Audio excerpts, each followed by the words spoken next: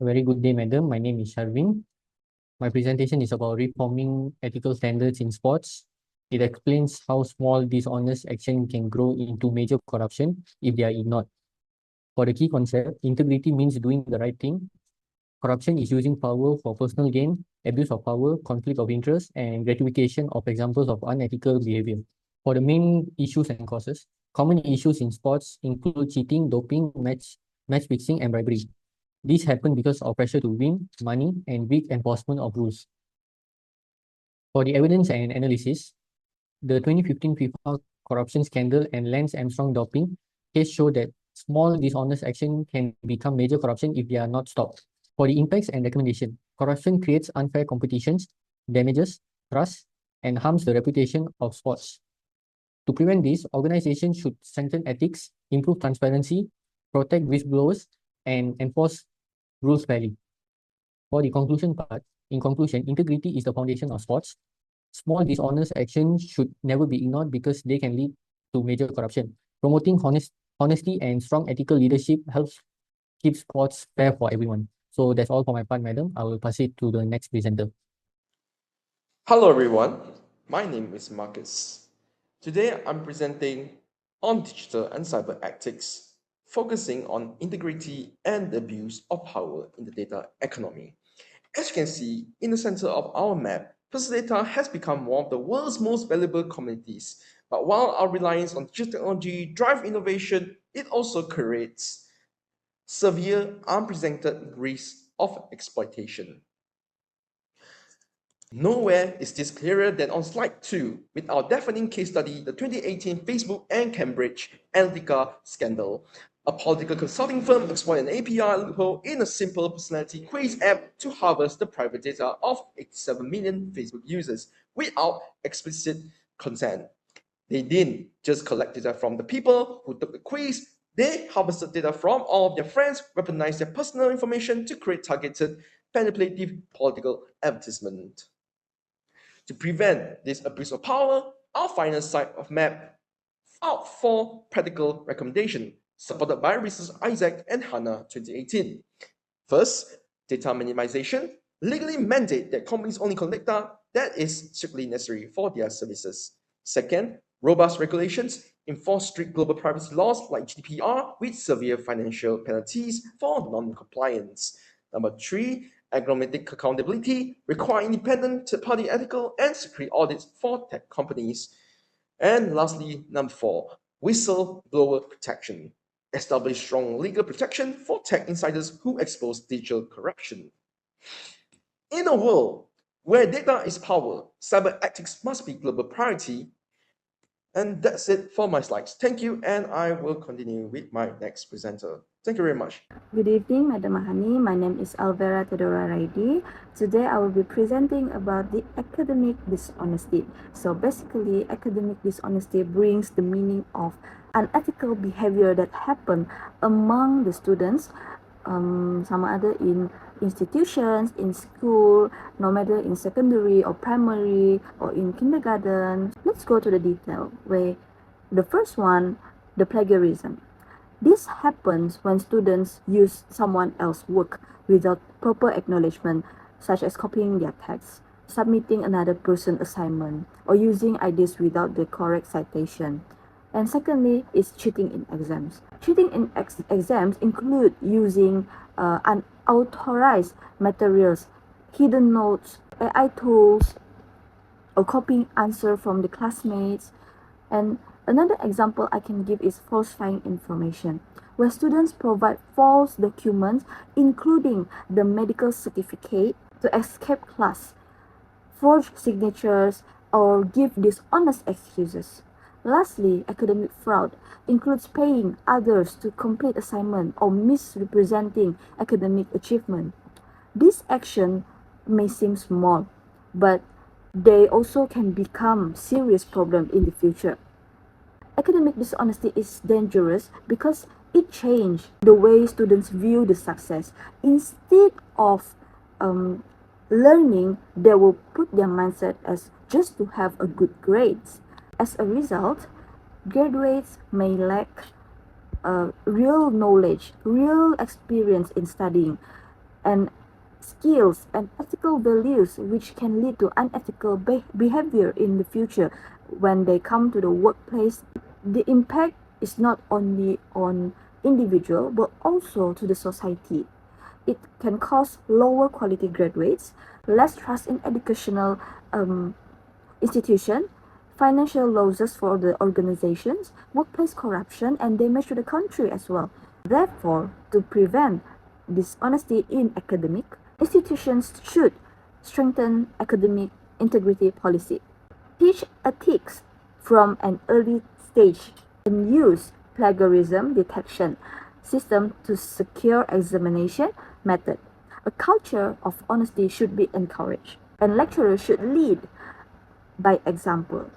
At the same time, fair and strict penalty should be enforced to discourage misconduct.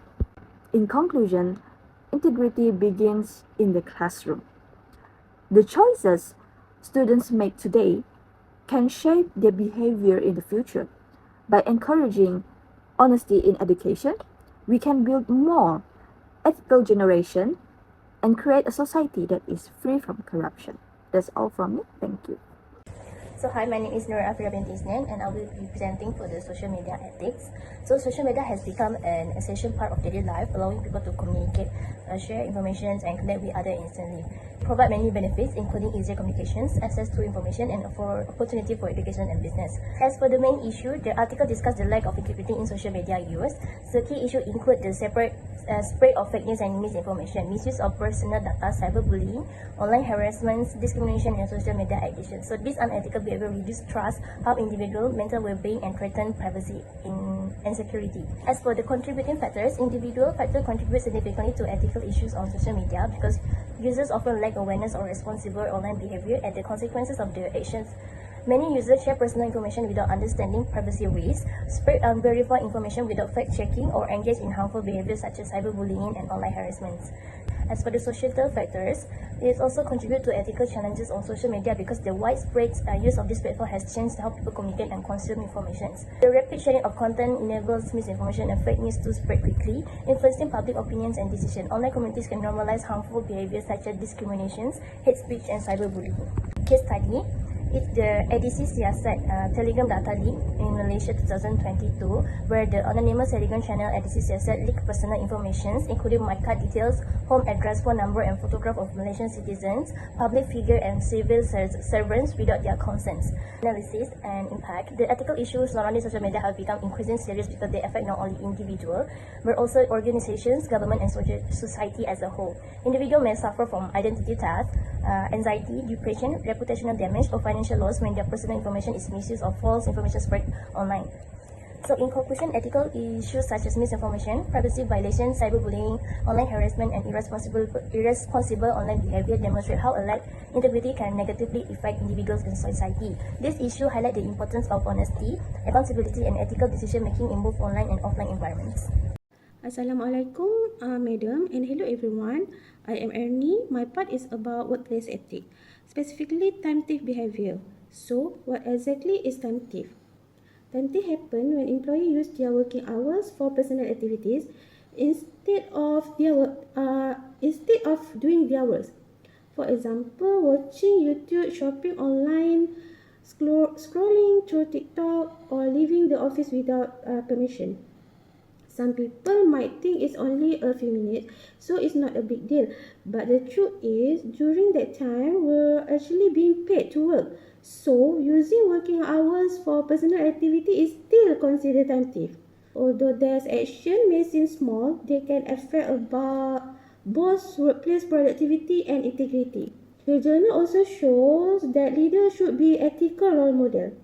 When leaders lead by example and act with integrity, employees become more responsible, trust their leaders, and are less likely to engage in time thief. Next, to support the journal, I choose a real case reported by the Star in 2025. A government account assistant was charged with 16 counts for submitting false hotel accommodation claim worth about 20,000 ringgit. So, in my opinion, this case shows that dishonest usually start with small action. If these actions are ignored, they can slowly develop into fraud and eventually corruption. That's why even small behavior like time theft should not be taken lightly. That's all from my part. I would now like to hand over to the next presenter. Thank you. Hi, my name is Anissa Rayana binti Azul Azam, and today I would like to talk about integrity and corruption in business. So let's have a look at the main issue. So the first one is high-ranking officers of Sabah Water Department allegedly took bribes from the contractor in order to get the government water projects. So the second one is the contractor increased the project cost to cover the bribes. The government have to pay more than it should have using the taxpayers' money. The third one is the Malaysian Anti-Corruption Commission, MACC, seized 114.5 million ringgit. The next one is the causes. The first one is greed and abuse of power by public officials. The second one is the weak internal controls and poor oversight of procurement process. The third one is lack of power transparency and accountability. The next one is unethical business practices, which is contractors pay bribes to secure the project.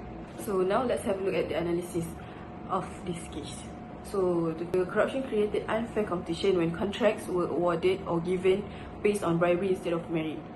While public funds were supposed to be used for water infrastructure were misused, the other honest businesses have lost the opportunities to gain the contracts from the department. Last but not least, let's have a look at the recommendations. So the first one is make the tender processes more transparent and truly competitive, so that the contracts were given based on merit instead of bribery. So the second one is conduct routine audits and monitor finances closely. The third one is take strong action against corruption by enforcing stricter laws and ensure the whistleblowers remain safe. And finally, encourage integrity, ethical leadership and solid corporate governance through ongoing training. Okay, as for the conclusion, we try to highlight that integrity is the foundation of trust in every aspect of society. Although dishonest action may seem small at first, they can gradually develop into a major corruption if they are ignored. So corruption has serious consequences across various sectors, including business, education, sport, the workplace, and the digital environment. Therefore, it is the responsibility of every individual to uphold ethical values and act with honesty and remain accountable for their actions. By practicing integrity in our daily life, we can prevent corruptions, strengthen the public trust, and contribute to building a fair, ethical, and prosperous nations. So that's all for my team. Thank you, everyone.